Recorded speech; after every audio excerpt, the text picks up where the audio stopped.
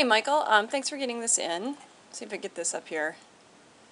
Okay, so start at the beginning of your contact sheets. And at the beginning you're doing all available light, which is just the incandescent bulbs, or warmed fluorescent, I don't know. But they're warm. It's warm light, you know.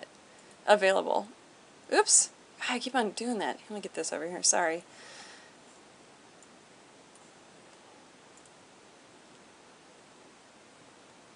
So one thing that I'm seeing is that people, not that there's only been 2 images or 2 assignments put in here so far, but actually this is a good, right here is a good comparison contrast between available and added light.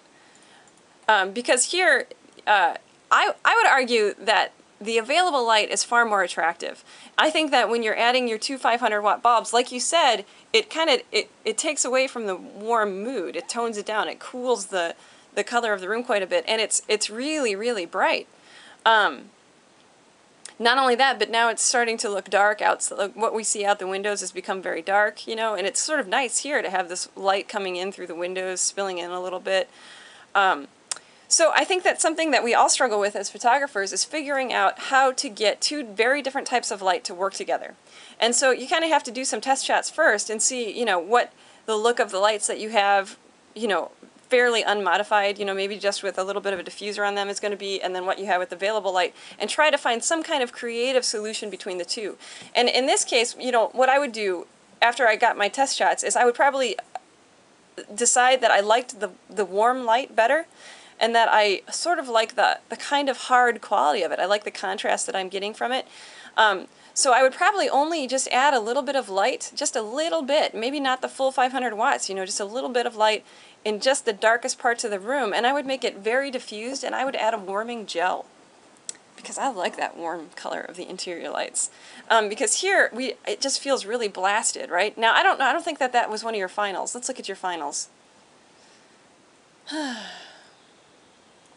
So, yeah, here, this is with added light. You know, you can see from the extra shadows that you've got here that you're adding some light, but it doesn't feel as blasted, you know, so we can still see the lamps and everything, but it's cold, you know, it's kind of clinical. And here, this is with added light as well, and then this is all with available light. You know, part of the problem that you've got in this situation is that your room is so beautifully lit. You did such a nice job setting up your available light in this room that it's hard to, you know, find a way to add to it that's attractive. So you have some really nice equipment shots here. Okay, great. And so what you're doing is you're aiming your lights. You have one hard light and then one diffused light, and you're aiming them at the wall and ceiling to try and get as much use of that out of them as you could, which is really smart.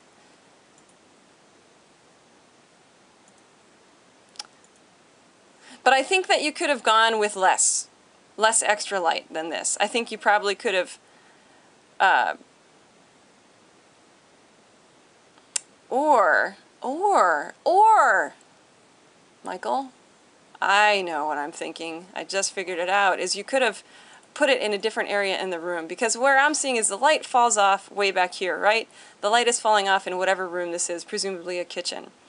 And so you're adding a lot of extra light right here in the front, but it's falling off over there. And this is the same situation that Glenn had, is he added his extra light, but it falls off so quickly that it's only helping to illuminate one part of the room, and then the far part of the room is very dark again. So maybe what would have been really helpful here is not just the warming gels on your lights and probably a diffuser on both of them, but splitting them up considerably. So maybe having one inside this room so that there's a beautiful light coming out, you know, and like probably hidden behind this wall, but aimed up towards the ceiling so that it's doing as much work as it can.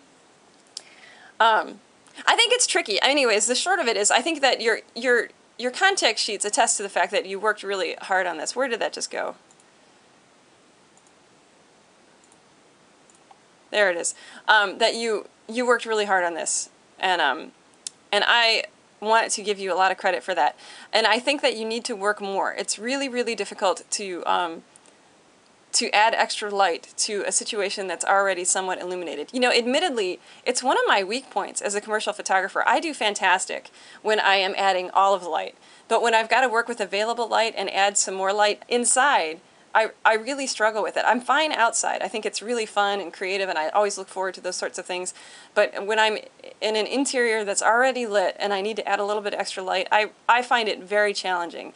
And I have to really plan out what I'm going to be doing, pack all my gels and all my diffusers and all my bounces, and it's just, and then I end up like taking so many test shots because it's just very, very, very tricky.